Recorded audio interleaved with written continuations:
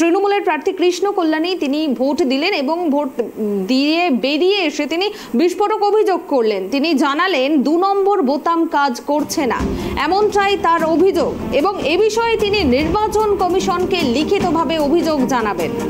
রায়গঞ্জে ইভিএম খারাপেরও অভিযোগ তুলেছেন তিনি জানিয়েছেন মোট ৮টা জায়গা থেকে কিন্তু ইভিএম খারাপের অভিযোগ উঠে আসছে এবং তার সঙ্গে সঙ্গে 2টো জায়গায় কিন্তু ২ নম্বর বোতাম কাজ করছে না, এমনটাই জানিয়েছেন রায়গঞ্জের তৃণমূল প্রার্থী কৃষ্ণ কল্যাণী।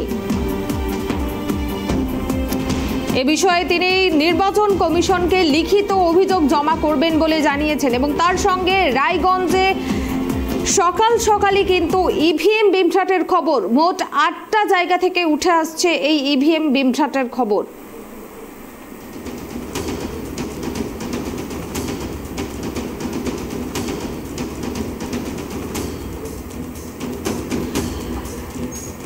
রায়গঞ্জের তৃণমূল প্রার্থী কৃষ্ণ কল্যাণী তিনি কি অভিযোগ করেছেন শুনে নেব। এফি স্কুলে ওখানে ২ নম্বর বোতাম কাজ করছিল না, তারা বললেন। এখন কেন পার্টিকুলার ২ নম্বর বোতাম কেন কাজ করছে না এটা একটা সন্দেহজনক ব্যাপার।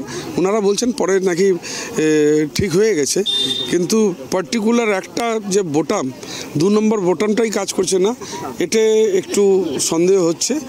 আর আমি আপনাদের মাধ্যমে যারা এখন এই চ্যানেল দেখছেন আমি বলবো আপনারা যারা ভোট দিচ্ছেন ভিভিপ্যাটটা দেখে নেবেন আর বোতাম ঠিক করে কাজ করছে কি না সেটা কিন্তু চেক করে তারপর ভোটদান করবেন।